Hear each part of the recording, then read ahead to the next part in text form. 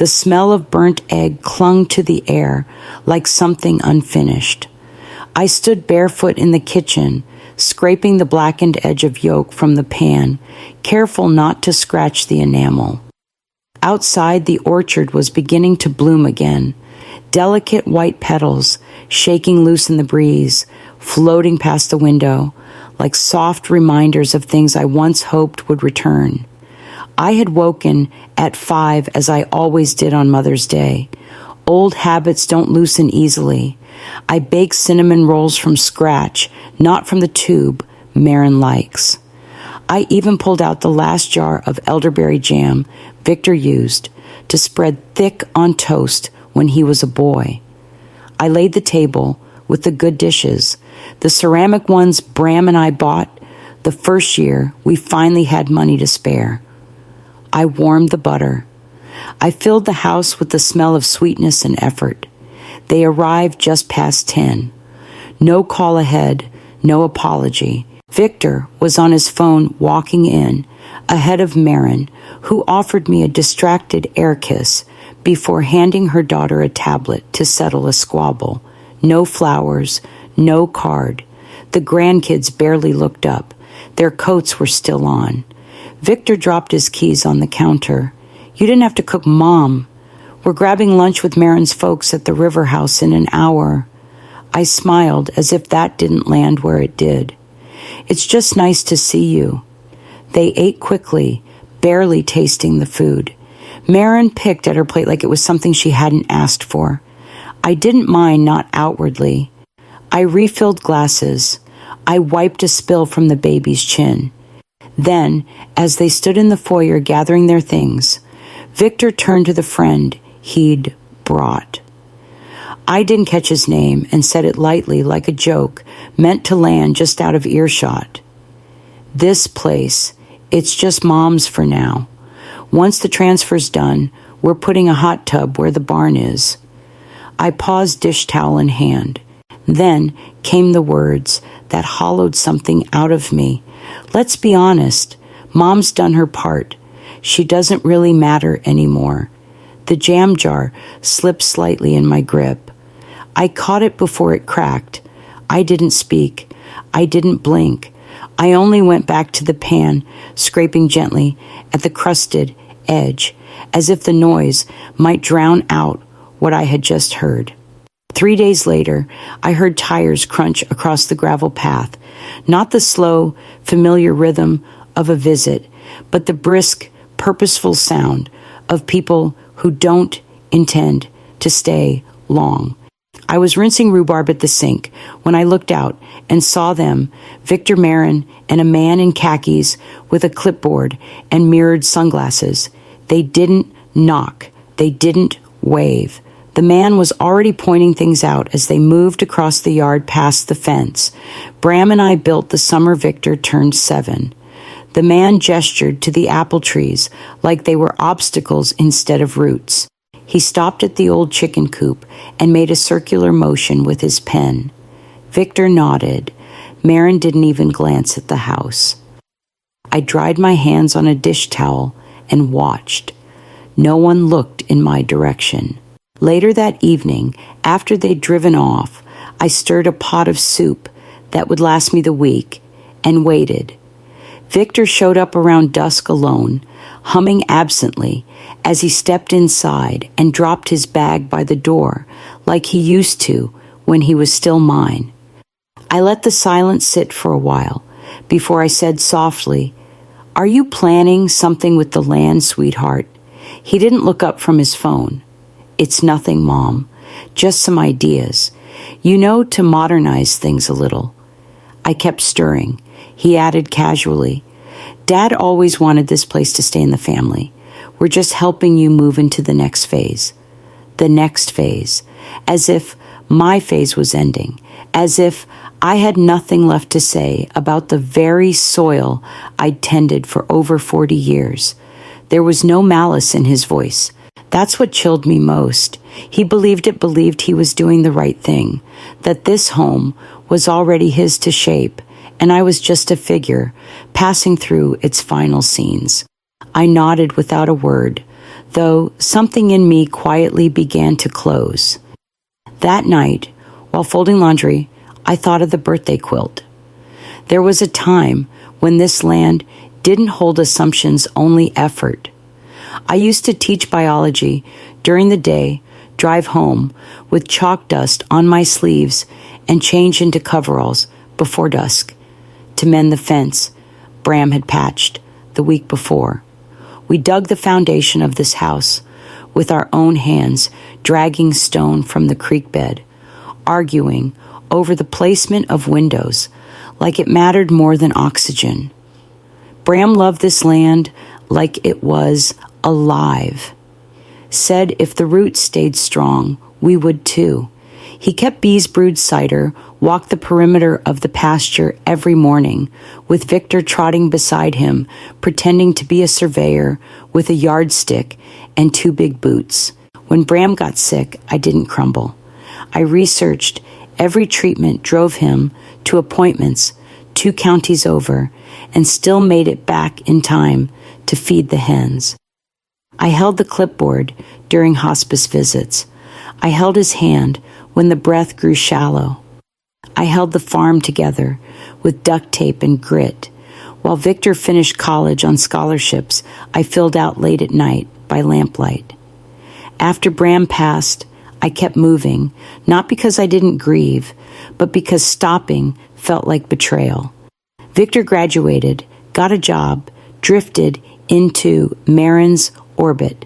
I met her once in a parking lot after a teacher conference. She smiled, called me Kathy, like I was an acquaintance, and handed me a box of gluten-free protein bars she said were great for older folks. I thanked her. I smiled, because mothers are supposed to absorb small stings without flinching. Even when Victor forgot my birthday for the 2nd year in a row, even when Marin said they couldn't make it for Christmas because ski season was hectic, even when the family group chat didn't include me anymore. I told myself it was fine, that this was the natural drift of things, that the bones of the house still remember me, even if they didn't.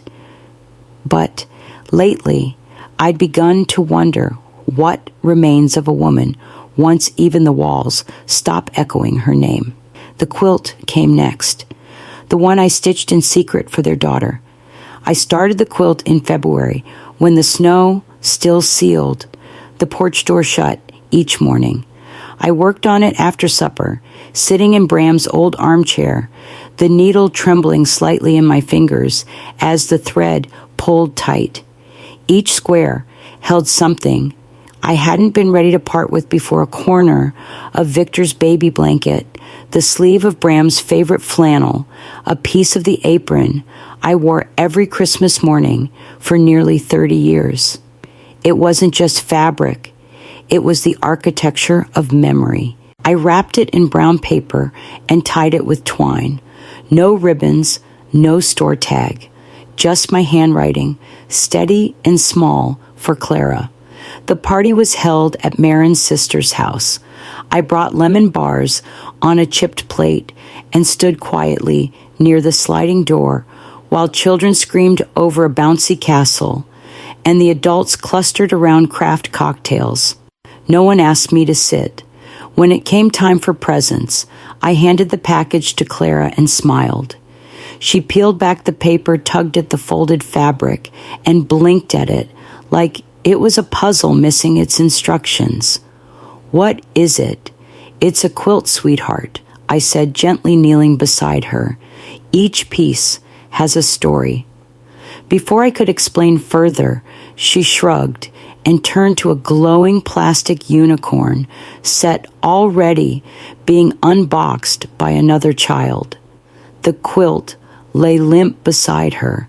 Marin laughed lightly from across the room. "She's into unicorns now, but it's lovely." I nodded and picked the quilt back up, folding it neatly into a square and resting it in my lap. No one looked me in the eye. They cut the cake. People toasted too, growing up so fast. I sat with the quilt folded tightly between my hands, its warmth absorbed by my palms, unnoticed by anyone else in the room. Later in the car, I didn't cry because they didn't like it. I cried because no one even saw what it was. Not a gift, a map, a history. That was when I realized they weren't angry at me. They had simply moved on without me, and I had let them. The rain had started before sunrise and hadn't let up.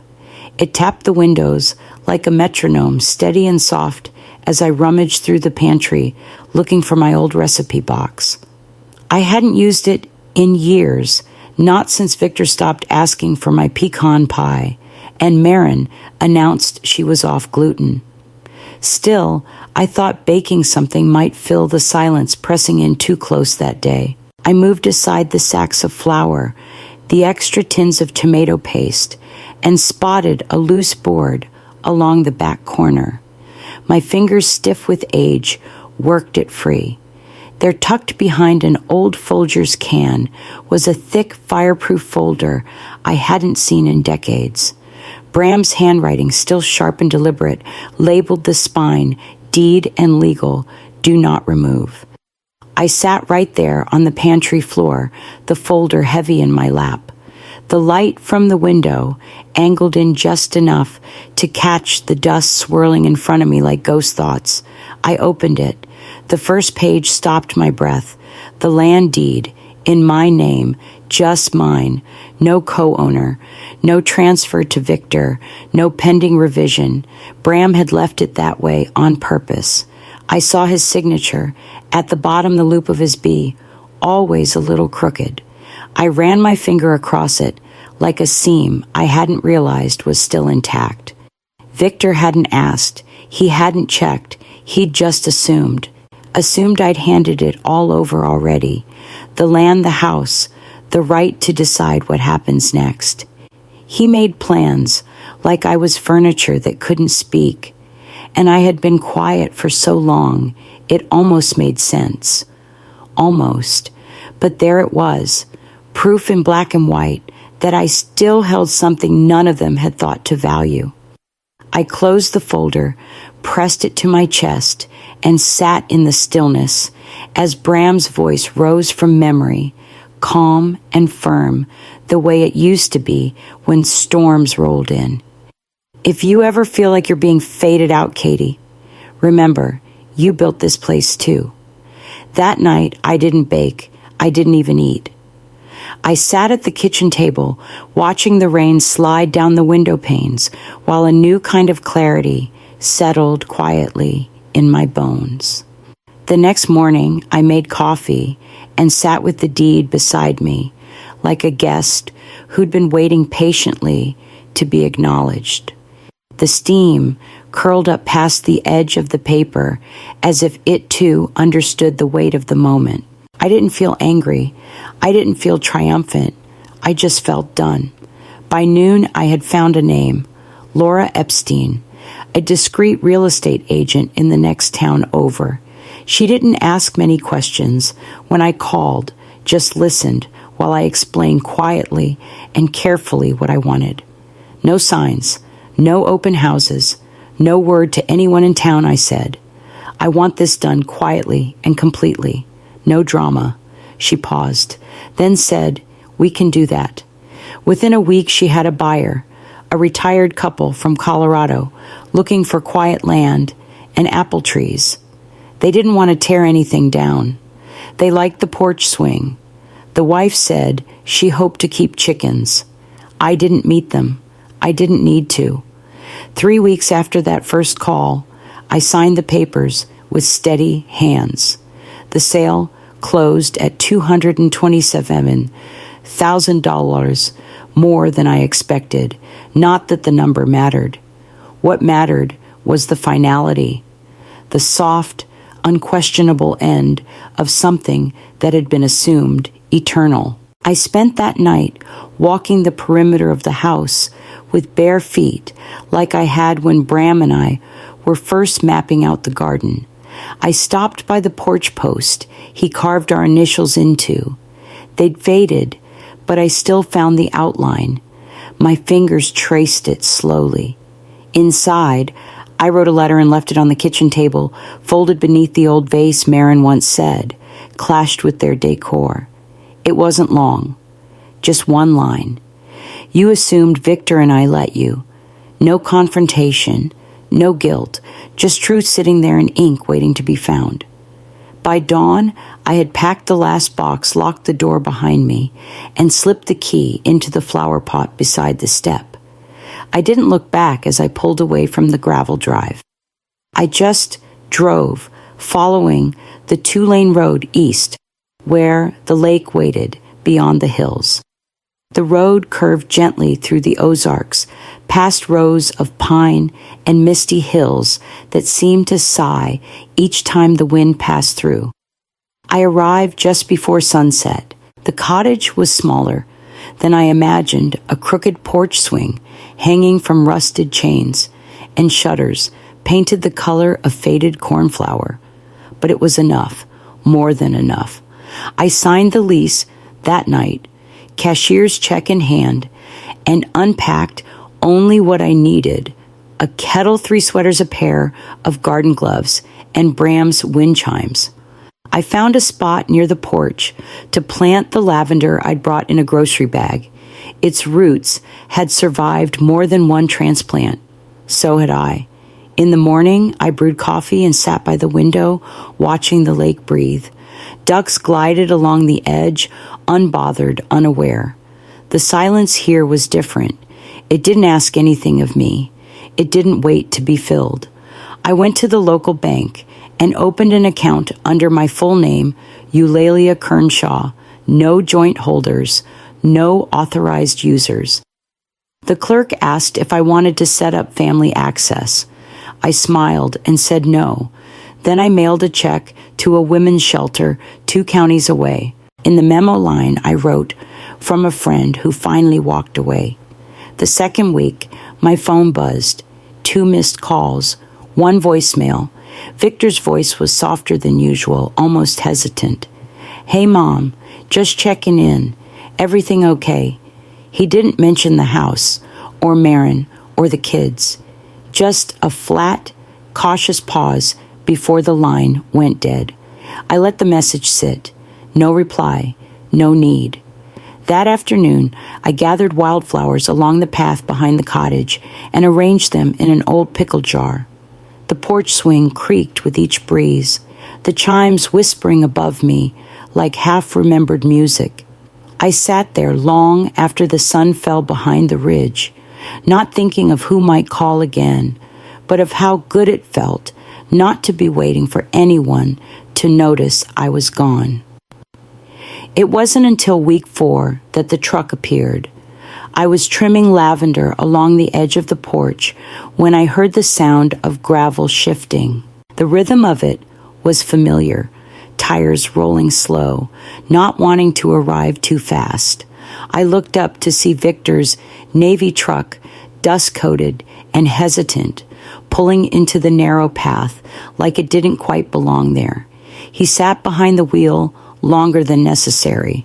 When he finally opened the door, he moved like someone unsure of the welcome shoulders, drawn tight hands buried in his jacket pockets. He didn't smile. He didn't wave. He stood at the gate as if waiting for a verdict. "You really sold it?" he asked. I didn't pause. "Yes."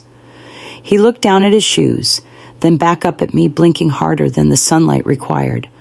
I thought it was mine. I took off my gloves, walked over, and said quietly, "You never asked. You just assumed." His mouth opened, then closed again.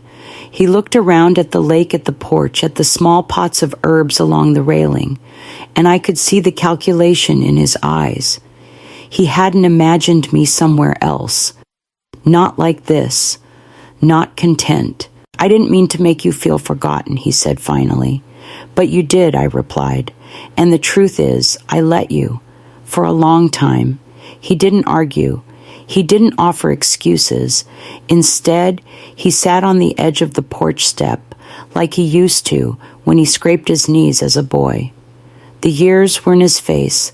Now, the worry, the weight, the pieces of a man who thought nothing would ever shift beneath him. "Would you like some tea?" I asked after a while. He looked surprised. I went inside and poured 2 mugs. No sugar, just strong, steeped thyme. We sat in silence, the kind that wasn't angry, but no longer needed fixing. He sipped quietly. I waited. Before he left, I handed him a sealed envelope. I had written the letter the night before, long before the truck appeared. Not in haste, not with spite. Just a single page, plain, precise, honest. I sealed it in a cream envelope and wrote his name across the front in the same hand I used to label his lunch boxes. When Victor stood to leave, I didn't rush him. He hesitated near the bottom step, glancing at the truck like he wasn't sure he still belonged behind its wheel. I held out the envelope without a word. He took it. "It explains where everything went," I said. "The savings, the accounts, the bonds your father left. You're in it. You're not cut out, but you're not the center anymore." He looked at the envelope like it weighed more than paper should. I could see the question forming in his throat, but he didn't ask. Maybe he already knew the answer. "I'm not angry, Victor," I said, my voice steady. "I'm not bitter. I'm just careful now." He nodded slowly, the kind of nod people give when they want to argue, but have no ground left. He looked around once more, the lavender, the wind chimes, the mug still on the porch rail. "You always like quiet," he said. "Not this kind," I replied, "but I've learned how to make peace with it."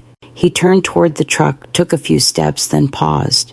For a moment, I wondered if he would say something else.